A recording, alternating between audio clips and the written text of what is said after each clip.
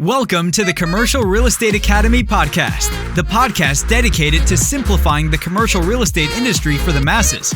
Each week, we sit down with industry experts to dissect the many facets of commercial real estate and extract valuable lessons you can apply to your business. Whether you're a new or seasoned business owner or investor, the Commercial Real Estate Academy podcast will be your go-to resource for all your commercial real estate needs. Now, here are your hosts, Raphael Collazo and Jeff Walston.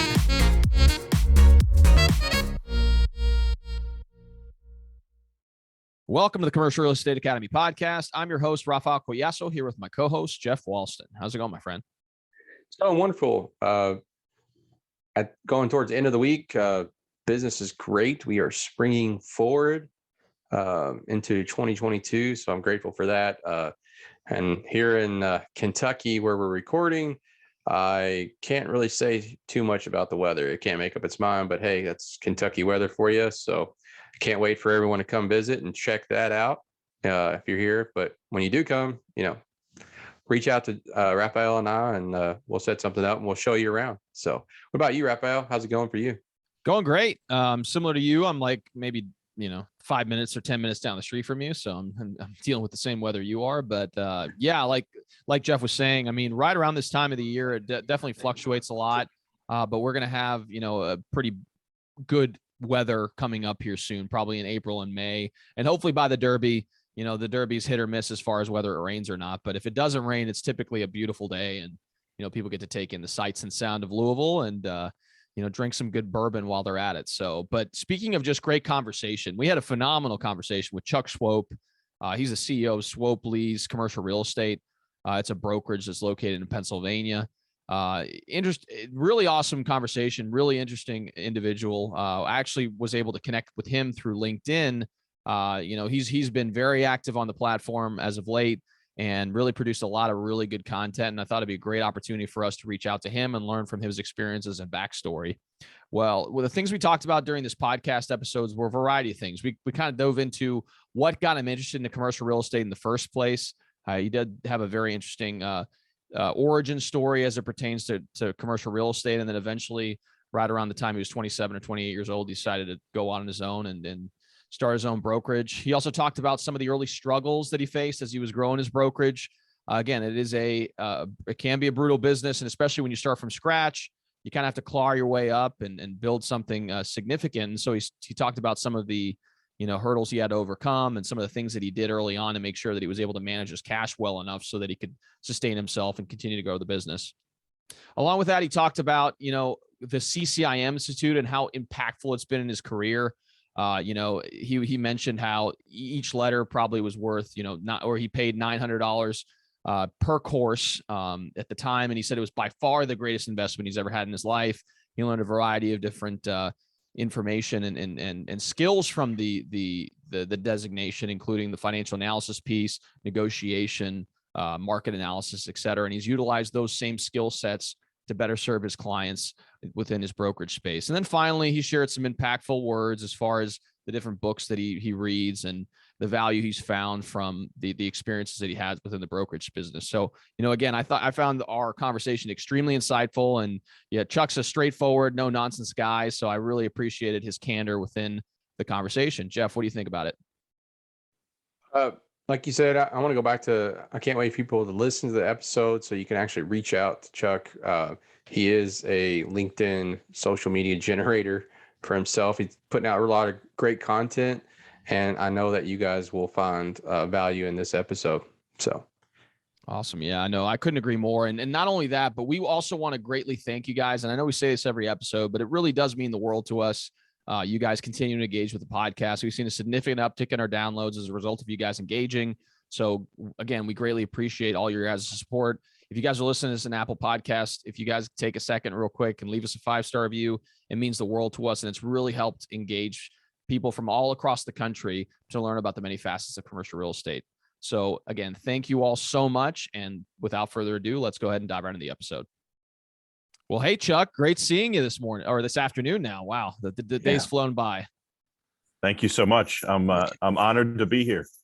Yeah, thanks for coming on. We appreciate you coming on, taking the time with us. So, hey, two guys from Louisville want to talk. I'm happy to talk to anybody from Louisville. Yeah, it's a great city. I've been here for about 4 years now, 4.5 years. And, it's a really cool city. Jeff is from nearby here in Taylorsville, Kentucky. And so, yeah, it's a beautiful, beautiful city. And I highly recommend people come outside of just the Derby, as we're known for. So I would love that. My wife's from Dayton, Ohio, not Louisville, but, more Louisville, closer to Louisville than Philadelphia. And she had a hard time adjusting when she moved out here for school. People want to, run you off the road or step on your throat to get ahead or whatever the case may be. And it's not like you all do it there in the Midwest. I guess Louisville would still be considered the Midwest. Yeah, well, the South, really. Southwest, mid-South. Well, it's technically considered the South because it's below the Mason-Dixon line. So, we're considered the South, and, but it is very much a very friendly and Southern hospitality type of environment. So much different than a genteel place. Yeah. Much different. Yeah. Our claim to fame here in Philly is, we threw snowballs at Santa Claus at Veterans Stadium when the Eagles were playing. Nice. Well, yeah, and I've lived on the East Coast too. I live in DC, and it's a very much a different type of pace of life, but it's awesome, man. I really enjoyed my time in DC. I've never gotten a chance to visit Philadelphia, but I'll definitely be out there at some point in the near future now that things are starting to open back up. But love it. Go ahead. We'd love to have you sometime. Oh yeah, no, we'll definitely connect when we're in town. But really, typically when we first start our podcast, we like to learn a little bit more about the person that's across the table from us. So if you don't mind kind of sharing a little bit about your backstory, I think that'd be awesome. Sure. I think like most people in the real estate industry, I kind of fell into it by accident. I did not grow up wishing to be a real estate broker. As a matter of fact, it was recommended to me probably when I was in college, and I promptly declined that suggestion. I thought it was possibly one level above a single cell organism and maybe two notches below a used car salesman. So it was not something that interested me. And that particular individual kind of kept encouraging me to think about a career in real estate. And I went on to do some real estate work for them.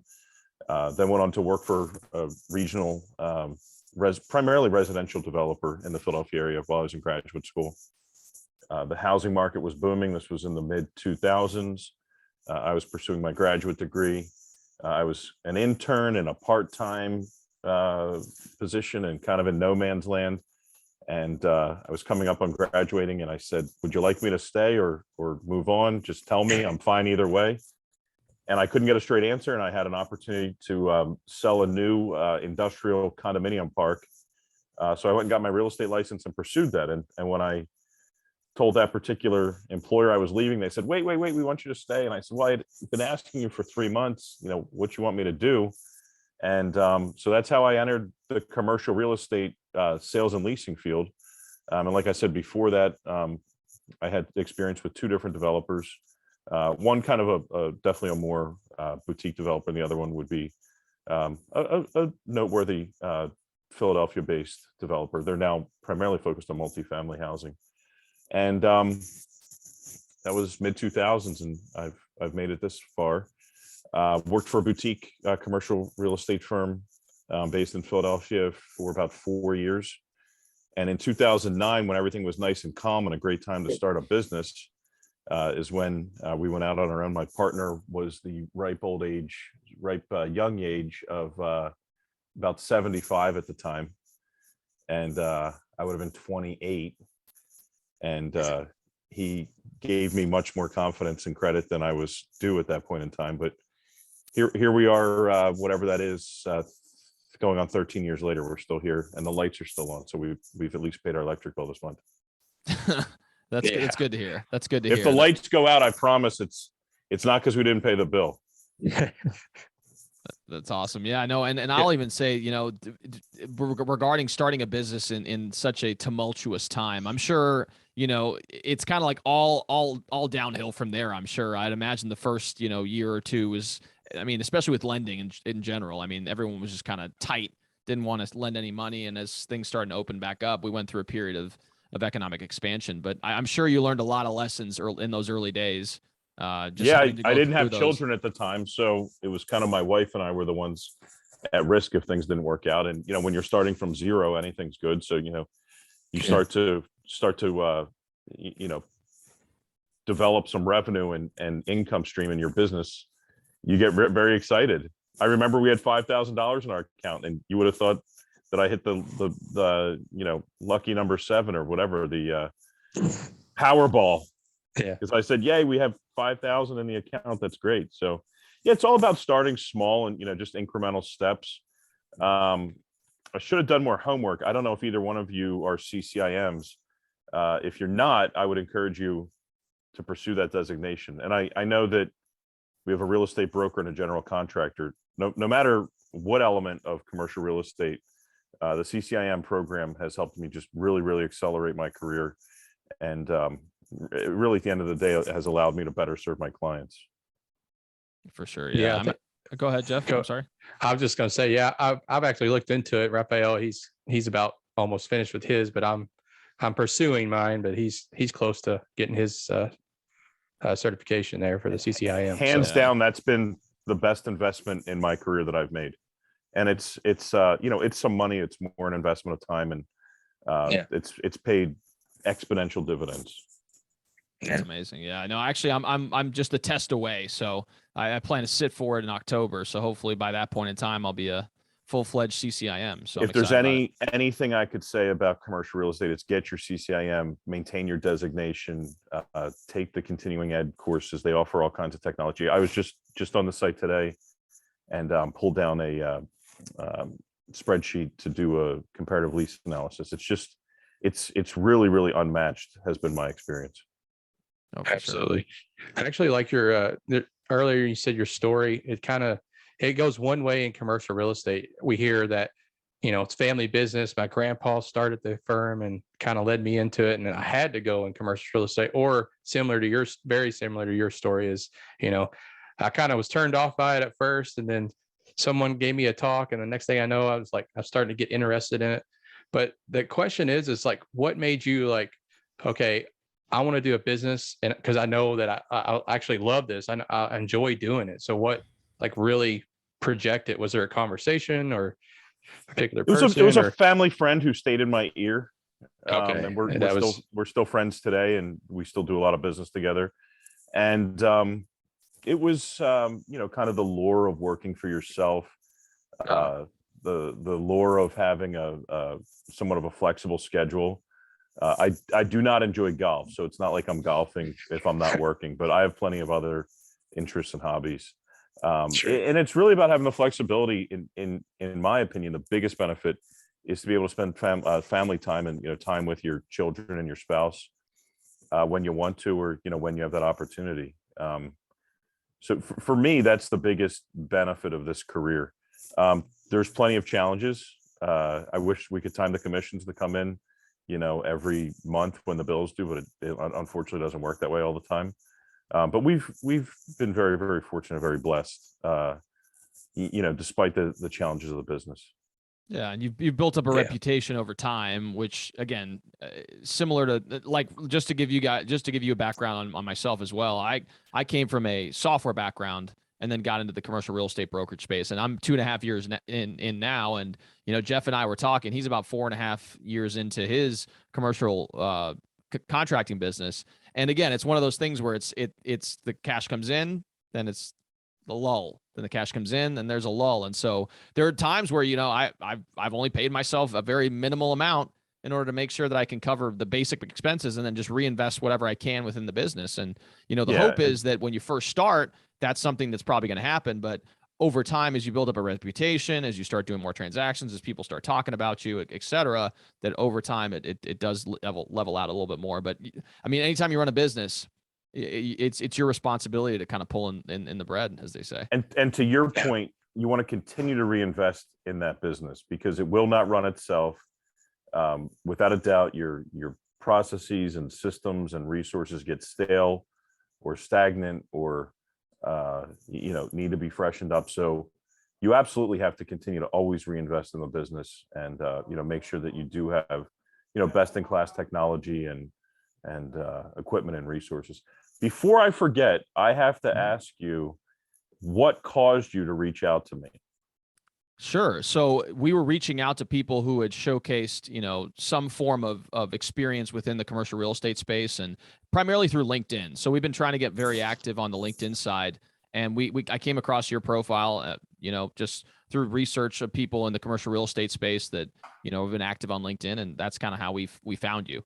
Okay. And then obviously, finding out that you're through the CCIM Institute as well. Mark Seifert was my professor at the CCIM Institute. We had the opportunity of interviewing him as well. And so, when I saw that you were also affiliated with the CCIM Institute in some capacity as a member, I said, oh, this is a good opportunity for us to learn a little bit more about someone who's really committed to the industry. So that was the reasoning for it. And I mean, we're excited and happy to. Cool. To I was just curious.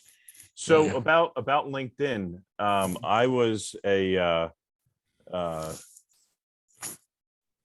sorry, I just got a text. Yeah. Sure. So about LinkedIn, I was, somewhat of a LinkedIn ghost. And I don't know if you guys do anything with Rod Santamassimo, the Massimo group. Yeah, for sure. Yeah. You should have him on the program if you haven't connected with him already. Mm-hmm. He's got a great organization. It's based around real estate training, and really the culture of that organization is incredible. Sure. But he said something to the effect, we were down in Orlando. This was shortly before the pandemic broke loose. He said, everybody go out in the hallway and record a video and then go put it on LinkedIn. And I about froze up and seized, like I had seen a ghost. There was something very, very foreign to me and very, very uncomfortable. So I recorded myself. I don't think I put it on LinkedIn at the time. And, went about my business and, was applying everything that he had, imparted on us in Orlando. And then the pandemic hit, and it was like, I remember this guy told us, to do stuff on LinkedIn. And that's really when I started pushing the LinkedIn content. And my first one, I kid you not, my wife held the camera and taped it. And by the way, if you're going to do LinkedIn stuff, you don't need like a fancy camera and all this other stuff. Be authentic, just use your phone. Don't do what I do, which is, take a picture of yourself thinking you're recording, make sure you're actually on the video instead of taking a picture of yourself. That's always fun. The other thing is, if your car's nearby and it's on, make sure the Bluetooth's not picking up, your phone. Cause I've done that too, where I've recorded myself. There's no audio because it was just picking up the car. I kid you not, I did 30 or so takes of the first video I did, and it was still kind of crummy. And ever since then, I've just continued to refine, and really just do it is what it comes down to. And it does not have to be perfection. It's much, much more about consistency, authenticity. Give the audience, something interesting that they're going to find value in. But I actually have fun with it now. I look forward to doing the LinkedIn stuff, whereas before I was kind of like a deer in headlights. Oh, for sure. Yeah. And we actually, we know Yona Weiss, he's big into LinkedIn, and he runs these commercial real estate LinkedIn challenges. And Jeff and I were involved in the last one, and it's pretty amazing. The people we've been able to meet through that challenge, and just the reach we've had. He does some LinkedIn live stuff. He does. Oh, yeah. Which have either of you tried that? Yeah, it's crazy. It's awesome. I've embraced some LinkedIn live stuff. I try to do it every week or two. It's very, very hard for me. It sounds like you both are tech guys, or at least one of you are. Yeah. I had a hell of a time making all that stuff work together, where you connect LinkedIn with Zoom, and that's the hard part. That's the hard part. Tokens and stuff. Yeah. It was like another language to me. Yeah, I've had issues with Zoom, but StreamYard, which is a streaming platform, directly connects to LinkedIn. So as long as you stream on StreamYard, it'll connect and be able to. I did not know that. Well, I figured it out with Zoom. Okay. It took a PhD in rocket science to figure that out. But a friend of mine, David Simons at Kingdom Social Media, he helped walk me through that. There's another great resource for LinkedIn, really coaching, that I've used in the past. A fellow named Nick Lucesson, and he's with Amplify. I think he goes by Amplify Amplify Outsourced Marketing. He's given me some LinkedIn training, and these are people that, if you're looking for folks in the future, these are people that you should definitely connect with. That's amazing. Yeah, no, we're always looking for great guests, so I'm sure we'll be reaching out to a few of them in the near future as well. But when I first met Nick, this was before the pandemic, probably at least a year or two. We're probably going back 3 or 4 years, and he lives in Philadelphia. And he said, "Maybe we have a Zoom meeting." And I said, "What are you talking about?" I said, "You're like 45 minutes away. I'll meet you midway." He said, "I don't really meet people in person." He said, "I do everything through Zoom." I said, "I don't want to have a Zoom meeting with you." I said, I'm a face-to-face guy. Mm-hmm. He said, "I couldn't tell you the last time I had a face-to-face meeting." So I said, "All right, well, I don't know if we're going to meet or whatever." So he lives on the other side of Philadelphia, and I live on the west side of Philadelphia. And he called one day or whatever, however it went down. And he said, "I have to be out that way for something. So I'll stop by." So he came in and we talked and we joked around. And I think that was the only face-to-face meeting I had with him. But at that point, Zoom was so foreign to me. I said, I'm not going to do this. This is crazy. Now I love Zoom. It's not the end all be all, but it certainly has a time and a place. And as it turned out, Nick was ahead of his time. Who would have known? Oh, for sure. No. And it, like you said, there is a time and a place for Zoom, and it enables us to talk right now. I mean, if we didn't have something like a Zoom, I mean, we wouldn't be able to have you on the podcast and talk about, the different things that you've had experience with. And so there definitely is a time and a place, but I think there's no replication for getting face-to-face, in particular with client interactions. I mean, It's just a different level of trust that's built. And, overall, I think it's just a better long-term for any type of business. It is. So it is. And like I said, Zoom has a time and a place.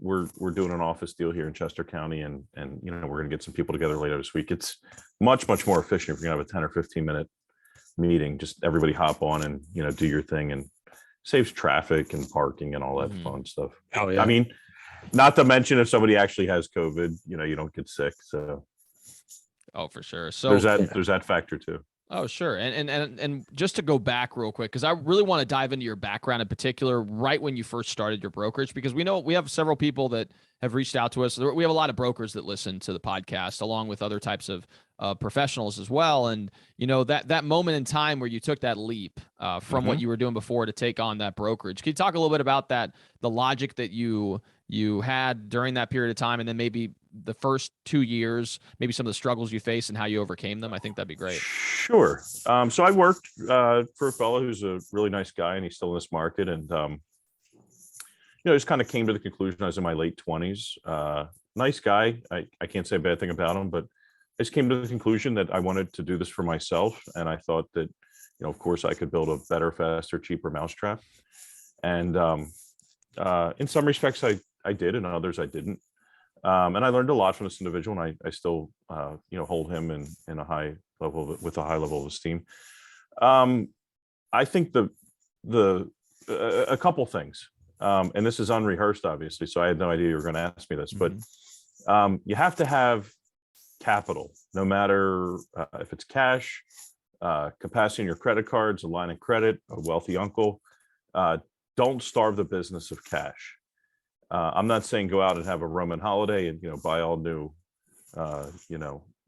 ultra luxury furniture. As a matter of fact, most of our office furnishings, and we're starting to get rid of some of them, came out of buildings that we were selling, and they were actually going to go in the trash. So that's how we started, was with office furniture that was destined for the trash can or dumpster. And we got a great deal on it. It was free.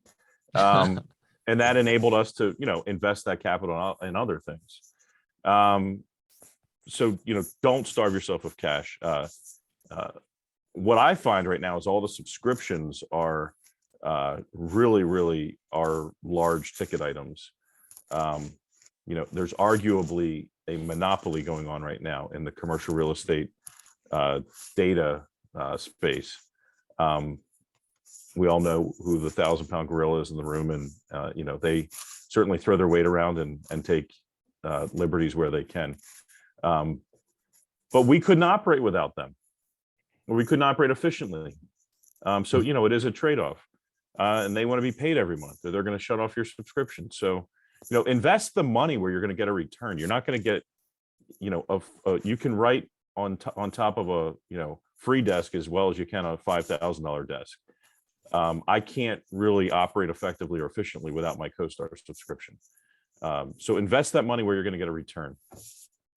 Develop multiple relationships in multiple disciplines. You'll find that different banks, different title companies, different insurance companies, they all have different appetites for different things. And, just because, say a food related business is not right for one bank, doesn't mean that another bank isn't anxious or eager, to do that deal. Be able to give your clients options, educate yourself. This all gets back to the CCIM program, understand how an SBA loan works, understand, how a loan works for investment real estate versus owner occupied. And, just continue to better yourself every day. Does that help? Yeah, no, for sure. Yeah. And maybe those first few years of operation, what were some of the things you were doing? You did mention that, obviously having some capital to be able to go out into the beyond. And, what was I doing? I was installing our yard signs by myself on weekends. My wife was in the office reconciling the bank accounts. We were kind of pinching every penny. I will say, don't overlook leveraging technology. I sort of touched on that. But I will say probably our single most overlooked investment was in our phone system.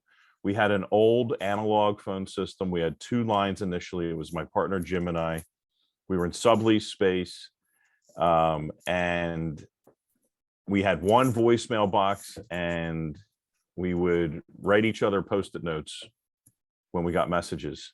And then it took us a while actually to make the leap over to the VoIP.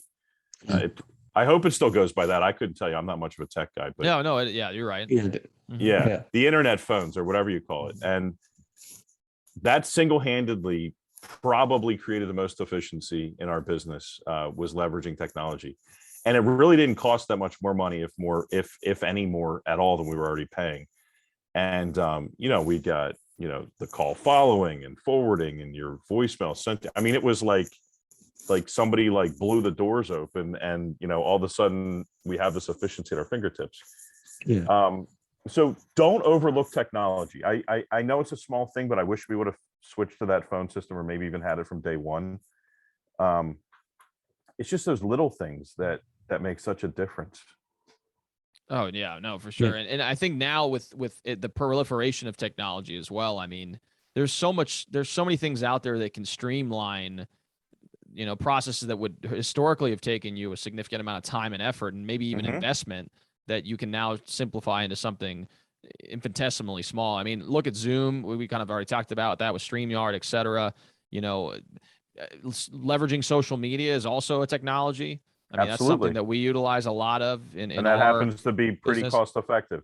Oh, it's 100% free, right? And even leveraging the time and talent of others in some capacity. Now with globalization, I mean, for example, like the VA that helps me with all my stuff, they're located in the Philippines, so they handle a lot of the editing, they handle all the description writing, they handle the distribution of all the content that we produce, and they do it at a very cost effective rate. So it doesn't have to necessarily break the bank. And as you mentioned with CoStar and now with more technology, especially aggregation technologies like a Crexy and various other data aggregation softwares. I mean, there's so much out there that you can leverage in order to better serve your clients. And so spend your money there. Don't spend your money in an expensive office space with expensive furniture. You'll get there one day, but put your money where you're going to get a return. No, for sure. Speaking of return, I know that you've done a lot of self-investing. And so I kind of wanted to dive in on how much the CCIM Institute has actually impacted your career, like the success. How do you know I've done self-investing? Well, you paid for CCIM. That's just one right there. I did. That's So talk about a hell of an ROI. That's the best ROI you can get. I think when I did it, each class was like $9.95 or something. It was right around $1,000. Yeah. But it's well worth it, right? Yeah. Oh my God. Yeah. Without a doubt. Yeah. And my wife and I also own some investment real estate. We intentionally and deliberately, seek to invest, outside of the market where I do most of my work, and also outside of, the property class or property type that we typically work in. You definitely don't want to compete with your clients, without a doubt. No. Yeah, well, we have we've interviewed several people across the country and even in other parts of the world as well. We have a good friend of ours, Chad Griffiths, who's an industrial broker in Canada, in Edmonton. Yeah. Mhm. And he's it's similar to him. He doesn't want to necessarily compete with his clients, so he invests in other things outside of what he usually does. And Bo Berry is another. Yeah, I know Bo. Yeah, Bo, he's a great guy. He's in I was northern at Florida. that conference in Florida with him when Rod. Oh, you were? Oh, Yeah, nice. Rod sent us out in the hallway, but he's like a Massimo, idol, legend, if you will. Oh, Yeah. for sure. Yeah, his coach now, I think, is Blaine Strickland, which Okay. his books are amazing. I mean, Mhm. both his books. These are the kinds of resources you have to seek. Yeah. They're not Yeah. going to just drop in your lap. Go out and find them. Yeah. Oh, 100%. For sure. Yeah. And I'll So speak to, I guess this comes down to, your first couple years in business. You got to take initiative. Nobody's going to spoon feed that stuff to you. Oh, no, for sure. Absolutely. And those who are successful in the space are, again, those who take initiative. And I think brokerage in particular, and I mean, obviously other parts of the commercial real estate space are this way as well. But, if you don't have initiative, you're going to starve yourself. You're just going to starve out. And the So, other thing is, it's around here somewhere. Hold on. Yeah. This, I don't know what the date is here. It doesn't really matter. 2008. So, you can take a hell of a lot of initiative right off your couch while you're watching the Super Bowl. But back in the day, 2008, this is how we did things at the CCIM Institute. They would mail you or give this out, at a class or whatever. But there's so much you can just do right from your fingertips in your own comfort of your own home. Oh, for I sure. remember way back when I took the CCIM classes, you would fill out the little bubbles on the test and they would FedEx them out to Chicago. And you didn't know if you passed or not for a couple of days. Now it's all done on a computer. I feel like I'm so old saying I this feel like so. Hey, but the same applies. I mean, it's a different format, but the content is still the same. And we've never had this ability to share information like we do now. Mhm. And for people to help themselves to be better brokers, better people. The podcast, I listen to podcasts in the car all the time. I'll listen to this one, but it's great because you can't help but soak up knowledge and information. Oh, definitely. No, for sure. And there's a lot of people out there that have different life experiences, and they can draw upon those life experiences to give you insights that you may have not ever had as a result of you just listening to what they have to say. I mean, that's one of the reasons why books for me have been so life-changing. I always talk about various different books that I've read, and just that one idea you get from a book can literally change your decision-making framework and then move you in a different direction in your life. I mean, that's one of the reasons why, I'm doing what I'm doing now. I mean, I was in the commercial. Have you, speaking of books that change your mindset, Fanatical Prospecting, is that one that's on your list? I've read that. It's a phenomenal book. Jeb Blunt. It's one that I continue to re-listen to. It's one of those books that, you have to listen to multiple times for the information to really set in. Great book. I love it. I think about it all the time. Mm-hmm. So help yourself. It's easy. It's inexpensive. It's convenient. There's no reason to not help yourself do better in this industry. 100%. And speaking of books, I mean, one of the questions we like to ask our guests is, what was one of the most impactful books that you've ever read? And it doesn't have to be commercial real estate related. For me, the most impactful book I've ever read, and I talk about it all the time, is The Compound Effect by Darren Hardy, where he talks about small, consistent, positive actions every day out to massive results. And so you get into these habits where it's like, I dedicate my morning to doing X, Y, Z every single day, and it adds up over time. And you look back after 3 years, like, oh my gosh, what happened? And so that was the most impactful. I don't have one. My favorite book is the book I'm reading, which is Not Enough, I'm sorry to say. But Massimo's got some great books out there, Brokers Who Dominate and Knowing Isn't Doing. I've got a couple copies right over there. I don't have a favorite book. I'm sorry, I don't have a better answer for you. Oh no. Do you have Well, a that's piece? all. Do you have like a a presentation or a podcast or something you regularly listen to? Or because I know there's what we had another gentleman who is a local investor here, and the strangest secret in the world is one that he listens to a lot. And it's more of like a 15-minute There's type so of. much out there. Yeah. I don't watch any TV shows consistently. I just it's kind of like I know it when I see it and I enjoy it. By the way, that's how the Supreme Court defined pornography, or didn't define it. They said you know it when you see it, but it's hard to define. I know content when I hear it or see it that I'm going to enjoy it, and I listen to all kinds of stuff from sales gravy to fanatical prospecting is in the same kind of genre there. There's plenty of stuff out there. I'd say whatever works for you is the best thing. And I'm always listening to new stuff, and some stuff just doesn't click. Yeah. No, I mean, I'd say a lot of stuff doesn't, but it's just that one thing that you listen to or you hear that is kind of like, oh, that creates the click moment for you. I'll start listening to you guys now. Yeah, and, there you go. And, you should. Bigger Pockets. Yeah. I do enjoy the Bigger Pockets podcast. Yeah. That's one I try to listen to, but I kind of get on stuff and then drift away and come back, and I don't have a favorite. For sure. It's awesome. Right. Well, Chuck, we really appreciate it. You coming on and sharing your knowledge and your story, and just your ride of commercial real estate. And the next question we normally ask is, we have a CRE treasure chest. It's a repository of things of, it could be emails or PDFs or ebooks or anything of the like that you guys typically share with like your clients and stuff to help them out with their journey of leasing or owning a commercial real estate building that you would like to share. Is there anything like that?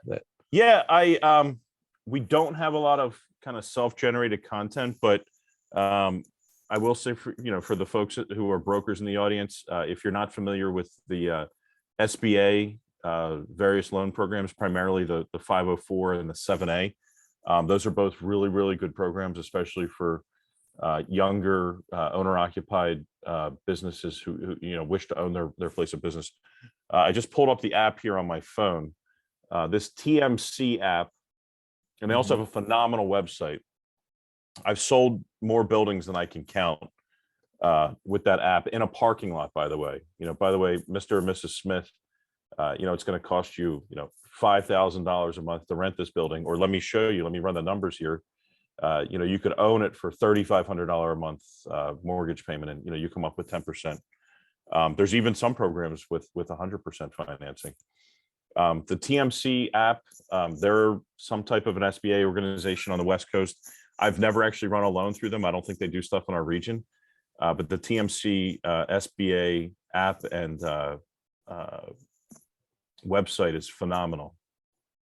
That's awesome. No, I mean, that'd be great. And that's a powerful tool in your tool belt, because I'm sure that's one of the the things that people say is like, oh, maybe I can't afford to do, and that's something that I run into sometimes. It's like, oh, I've been paying rent for a while, and maybe I don't know if I can afford it. And it's like, well, if you think about it, there's the SBA 504 loan program that you come up with 10%, and if you're able to get your mortgage down, you may be able to get it lower than what you're paying in rent, and you're not having to worry about tax insurance. Well, you're gonna have to pay tax insurance and general maintenance. You're paying it anyway. You're paying it anyway, so you're essentially swapping one payment out for the other, yet you're building equity. And you're building equity, building appreciation, et cetera. Yeah, get the benefit of depreciation, interest write-off, appreciation. It makes so much sense, and we've seen so many small businesses take advantage of that program and absolutely thrive. It's incredible. You keep more cash on your balance sheet. You can reinvest, in your core business. It's a wonderful, wonderful program. It's not for everybody, but it is when and where it's appropriate. It's phenomenal.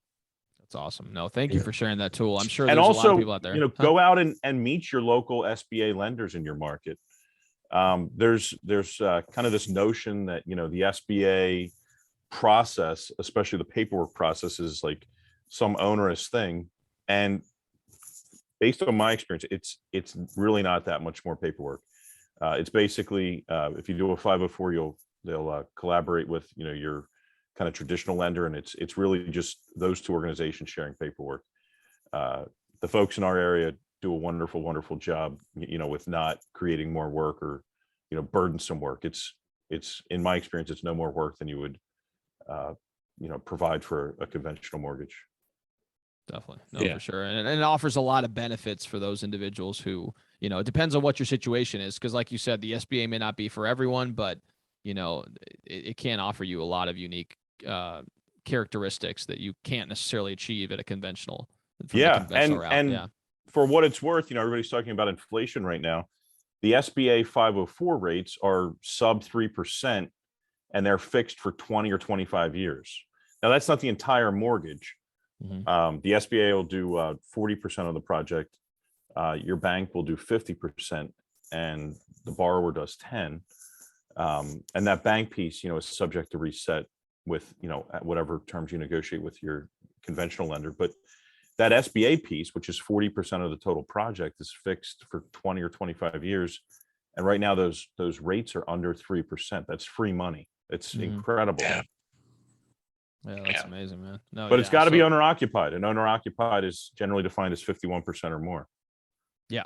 No, you're 100% right on that front. And another thing that I saw a while back when I was looking to redevelop a property here for my own personal investment in Louisville, Kentucky, and we were looking to do some form of co-working space in the project, and the logic would have been to have an entity own the real estate as an owner occupant, and then you lease out individual units within the space. And I had interviewed a bunch of people across the country that had been able to secure SBA financing, because it's one of those things that's very hard to convey as a message to SBA lenders, because as the lessor of space of those office spaces, a lot of times just doesn't click with what they're trying to do. But that's your business is subleasing space. Exactly. Yeah. And I also believe, I'm fairly certain that self-storage qualifies as SBA. Yes, it does.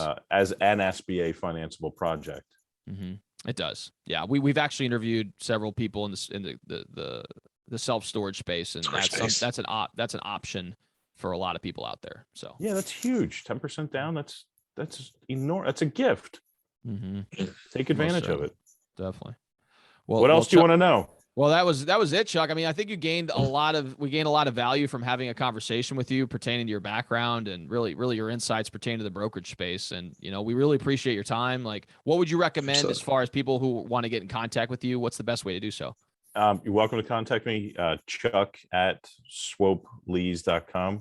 I don't know if there's a way you can of course visually put that in. I'm technologically challenged.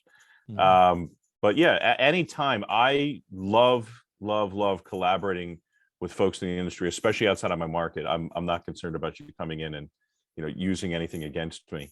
And I've developed some wonderful relationships around the country. Again, Massimo does a great job by kind of encouraging that culture. CCIM as well. But get to know people outside your market. I talk about stuff with people outside the market all the time, and there's really no concern about sharing information, because they're not going to compete with you. So you can ask, you can share all kinds of stuff. It's great. It's wonderful. I wish I would have done that sooner. I wish I would have, we have great, co-broker relationships here in the Philadelphia market, but, I'm not going to necessarily have the same conversations I would with, two guys from Louisville. Yeah, I know 100%. And I think it's a testament about belonging to organizations such as the Massimo Group, such as the CCIM Institute, that you can leverage that network outside of your local market. Because again, commercial real estate it's not a local industry, but it really you can operate across the country. I mean, you do deals with people across the country. So it's one of those things where you can leveraging that network, in my opinion, is crucial to long-term success. So absolutely. Definitely. Well, Chuck, I appreciate your time. What we're going to do as well, we're going to include all your email, your LinkedIn, et cetera, in the show notes below. So if you guys are watching this in a podcast format, it's going to be in the description below. If you guys are listening to this, or I should say watching this in a YouTube format, it's going to be in the description below as well. So you guys can reach out to Chuck and learn a little bit more about him and maybe get in contact with him and build your network within the commercial real estate industry. So again, thank you guys so much for tuning in.